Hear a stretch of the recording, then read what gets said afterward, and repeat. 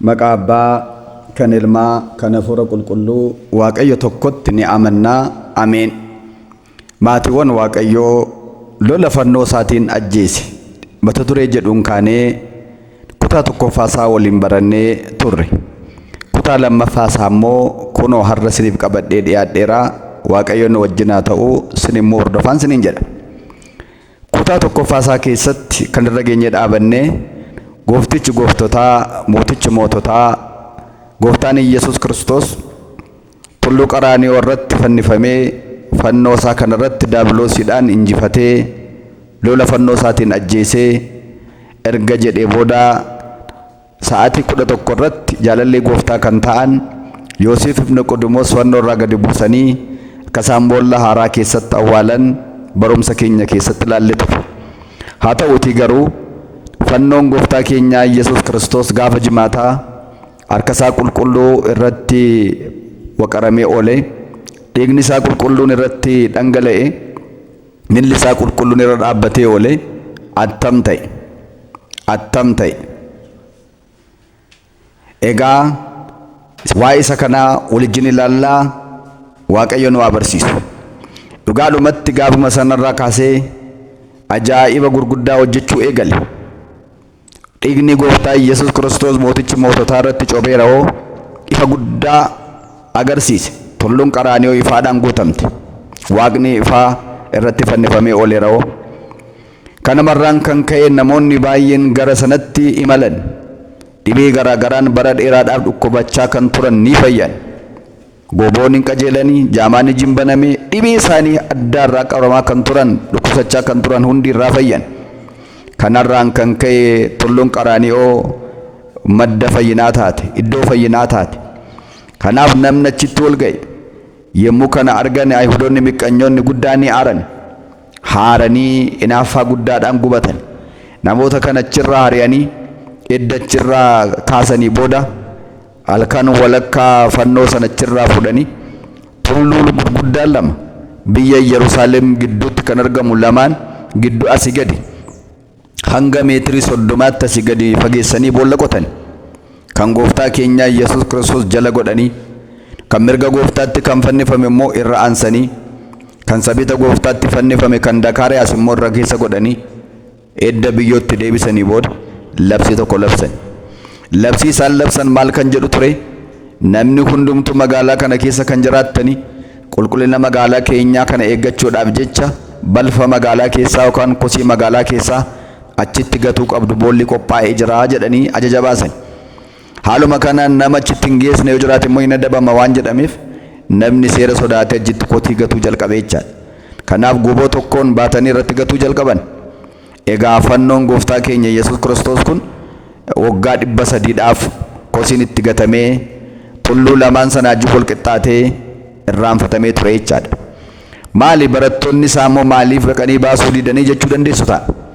Yeroo sana keessaa akkuma hojii ergamootaa boqonnaa 4, hojii ergamootaa boqonnaa 5, 6, 7 akkuma ilaaltan warri gooftaa keenya Yesuus Kiristoos waa'ee isaa dhugaa ba'an barattoonni maatiin Kiristoos 120 sun ari'atamaa turan.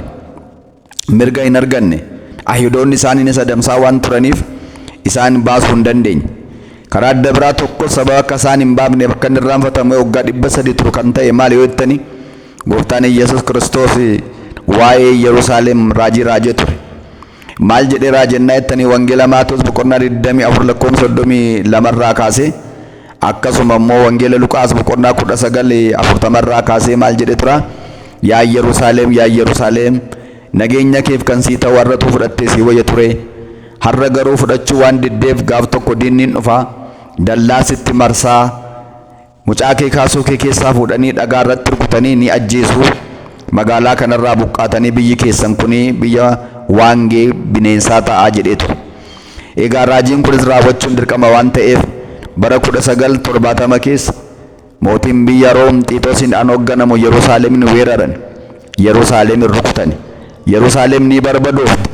Edda sanaa booda warra ajjeesan ajjeesanii warra saaman saamanii addunyaa akka isheen tamsaatu edda ta'e booda kanaan booda biyya Yerusaalem jedhamtu Israa'el jedhamtu hin jirtu jedhanii labsii labsan. Kanarraan kan ka'es sababa lammaffaa ta'ee namni waa'ee fannoo kanaadhaa yaadatee qotee baasu dhibee waggaa 300 owwaalamee taa'ee jechaadha. Egaa Israa'el kun immoo har'a eessaa dhuftee ijaaramte jechuu dandeessu ta'a. Bara 1949 deebitee ijaaramtee mootummaa ishee beeksifattee jechaadha. Egaa warri seenaa beektan kana beekuu dandeessu. Egaatiin yaa maatiiwwan Waaqayyoo waggaa 300 guutuu erga owwaalamee dagatamee ture booda immoo akkamittiin ba'uu danda'e? Fannoo kana waggaa 300 owwaalamee kan ture fannoo ifa laatu kan fayyina laatu jireenya laatu kan mo'icha keenya armaa keenya ta'e kan gooftaa irratti dhiiga isaa dhangalaase kana eenyu abbaan barbaade immoo arguu danda'e? Meesa kana immoo ni ilaalla. Egaa fannoo kana barbaaddee akka agartuudhaaf kan milkooftee mootittii Illeenii kan jedhamtudha. Mootittii Illeenii kan jedhamtu kuni harmee baay'ee seenaa ajaa'ibsiisaa qabdudha. Kiristiyaana dhugaadha. Sagalee Waaqayyoo baratte dhageesse nama dhibba hojiitti hiittee jiraattudha.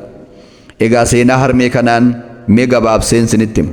Sababiin isaas Illeenii nigistii akkasii akka dhalattuudhaaf, mootittii Illeenii akkasii akka argamtuudhaaf, akka kaatuudhaaf, fakkeenyummaa gaarii akka hojjettuudhaaf jecha mee waa'ee isheen gabaabsee isinitti hima. Abbaan manaa ishee wajjin gaa'ela dhaabbattee jirti turte.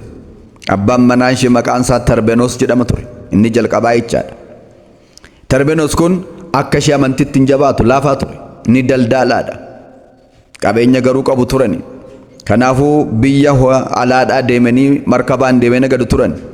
Gaaf tokko qormaati guddaan isaan mudatee egaa utuu nagada kana galaa jiranii baay'ee qormaata guddaa keessa darbanii markabarraa bu'anii gara biyyaatti imaluu ka'an. Yeroo sana hiriyyaan Tarbenos tokko akkana jedhe. Amma nu akkanatti hin qoramnee akkanatti hin dhiphamnee buunee baanee agabuu teenyee kan amma daldaallee gallu kana yoona warri manaan keenya manaati abbaa gartee wajjin taphachaa jirtii kan jedhu yaada kaase. Yommuu kana Tarbenos maal jedhe? Haadha manaa koo Illeenii nan amananii isheen gaafa manaa deemu manaayyuu gadi hin baatu dhiira kamiyyuu manatti hin keessummeessitu isheen amantitti jabduudha jedhee jabina ishee kaasee dubbatee jecha. Innaa yoggaa kana hiriyaansa kun amma dhaqee deemee dogoggorsee bira ciisee waan sii qopheessite nyaadhee hin dhufuure ammanii jedhe. Hin dhuftu nan dhufa qabsiisa waliin jedhan. Haaluma kanaan hiriyaansaa kun yoo dhugumatii ishee bira deemtee si keessummeessitee waanan daldaalee gale qabeenyan qabu hunduma isaan dabarsee siif kennaa jedhe Tarbenos. Naggaadeen hiriyaasaa kunis akkasuma jedhe. Egaa gaafa manatti galuu bira darbee dhufe utuu inni mana hin ga'in gaafa dhaqee waamicha godhu Illeenii nigisti mana keessa gadi hin baane kan gadi baate hojjettuu isaanii turte. Isheen barbaadee ture ishee wajjin waa'ee haasa'uu qaba jennaan ayi isheen eddanni gaafa abbaan manaa deeme manaa gadi hin baatu gabaayyuu natu deema malee ilmoon dhiiraas mana kana hin seennu isheen osoo baay'ee galtee isaafis siniifis kadhachaa jirtiyyuu malee takkaa gadi hin baatu jette. Amma naawun dhuftu naawwaam ture jedhee sossobe inni didde ayi matumaa jettee balbala cufatte. Yommuu kana ture egaa naasuu guddaan isa qabatee fala biraa falachuu jalqabe. Egaa seexanni warra amantiitti jabaatan ni qora mitiire qormaata booda garuu ulfina caalutu jira mitiire. Egaa yommuu kana deebi'ee akkana jedheen sammuu isaatti yaadee mucattoo kana immoo maal haasofsiisu jedhe. Mucattii waamee haasofsiise. Ati isaaniin maal isaaniiti jennaan hojjettuudha jennaan siif birrii amma barbaadden siif kennaa. Waan isaan lamaan ittiin ol beekan wal amantaan isaanii kan ittiin mirkanaa'ee qabatanii jiran waan beektu jira birrii guddaan siif kenna ittiin baatee jiraachuu dandeessaa jedhe.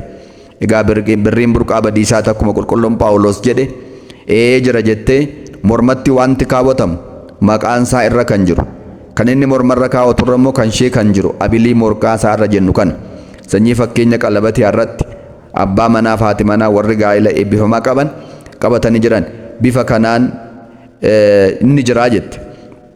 Kanaaf isa naqii fuudhinaa fidi ani immoo birrii guddaan sii kennaa ittiin jedhe.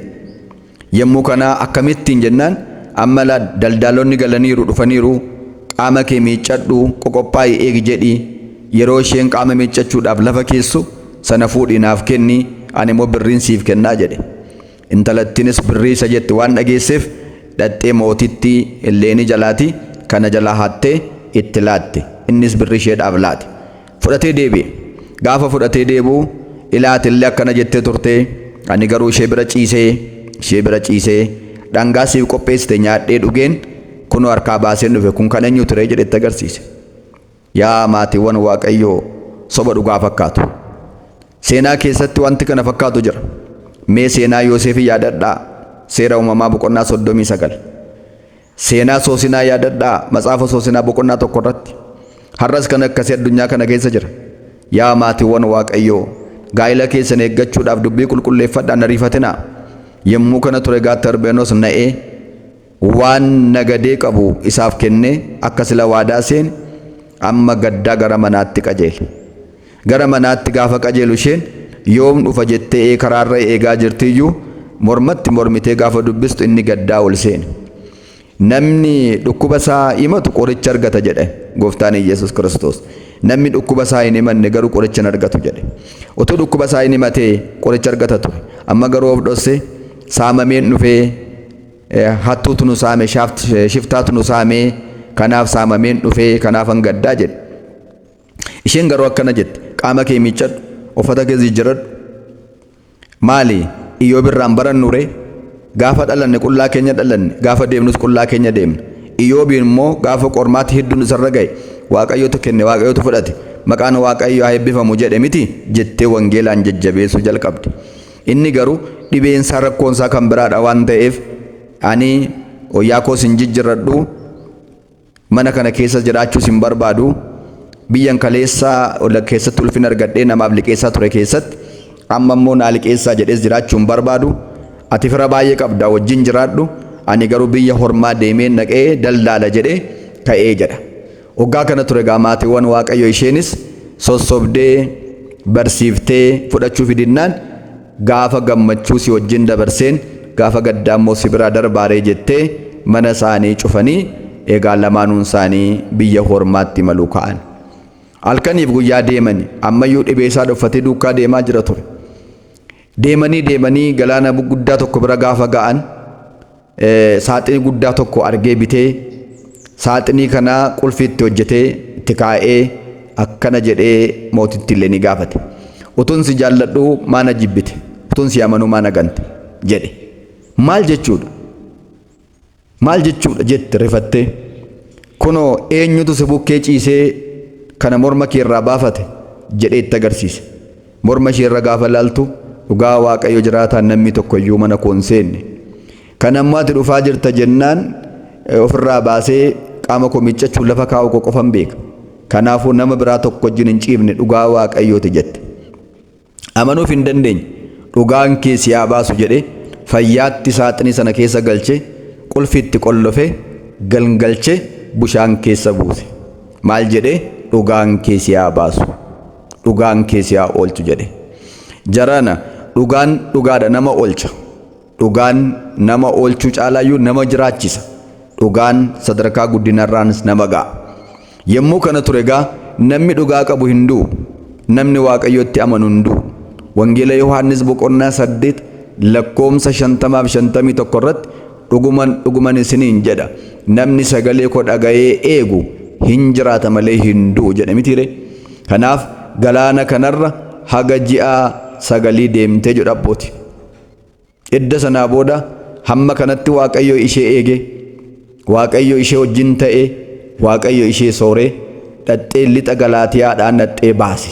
Karaa lixa Galaatiyaadhaa bushaan irraa baate. Asirratti maatiiwwan Waaqayyo bushaan lixaniif hin du'an. Abiddatti gatamaniifis hin du'an. Du'i namaa kan murtaa'u Waaqa biraa yoo ta'e qofaadha. Yoo Waaqayyo jechuudhaa baate hin duunu. Kanaaf kan Waaqayyo taanee jiraachuun kan nu barbaachisuuf. Karaa dhiyaa Galaatiyaadhaa galaanarra namoonni hojjetan yookaan loltuun galaanarraadha Baahiraayil warri jedhaman dhaqanii saaxinii kana argan. Gaafa diidatti baasanii qulfii isaa kutanii ilaalan nama bareedduu bifni ishee akka biiftuu ganamaa ifutu keessa argan. Dinqisiifatanii seenaa ishees qoratanii gaafatanii dhaqanii mooticha lixa Galaatiyaa bushaa jiru barasan mooticha Kostaandiniyoos jedhamu maqaan isaa Kostaandiniyoos yookaan Qonisxaa kan jedhamu itti geessan. Barri kanaa meeqannaa jettanii bara 257 keessa jechaadha akka bara araaraatti. Mootiin kunis baay'ee seenaa ishee qoratee jaallate. Jaallates dubartii akkasii maa fuudhuun qaba jedhee haadha warraa godhate. Haaluma kanaan isatti heerumtee mootittiit jedhamtees jiraachuu eegalte. Bara 258tti mucaa ilmaa deesse. Maqaan mucaa ilmaa kanaas Qosxonxinoos jedhamaa jechaadha. Qosxonxinoonis amantiidhaan guddifte. Jaalala mana Waaqayyoodhaan guddifte. Biyyicha keessatti bal'inaan waa'in Waaqayyoo hin lallabamu yoo ta'e illee bara sana keessa waaqa tolfamaatu moo'ee jira yoo ta'e illee isheen garuu amantiidhaan mucaa kana guddifte. Mucaan kun guddatee dargaggeessa waggaa 18 gaafa ta'u abba'eensaa du'aan addunyaa kanarraa boqote. Bakka abbaasaa ta'ee mootii biyya lixa Galaatiyaa ta'ee muudame. Haaluma kanaan yeroo muudama kana geggeessu keessatti harmee isaa akkana jedhee waa ta'u gaafate. Kiristiyaanonni maaliif ari'atamu? Kiristiyaanonni maaliif mirga dhabu? jedhee harmee isaa gaafa gaafatu dhugaatti waan amananiif, dhugaadhaaf waan bulaniif, kanaaf seexanaaf ijoollee seexanatu irratti goolii kaasaa jetteen. Mirga kiristiyaanotaa kana kabachiisuun qaba.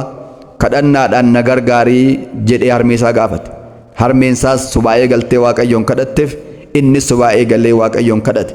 Waggaa kana Waaqayyo Waaqa irratti mallattoo tokko itti agarsiise. Mallattoo itti agarsiise maal ennaa jettanii jaawwii diimataadhaan fannoo isaa samii irratti fakkii kaasee hojjete itti agarsiise.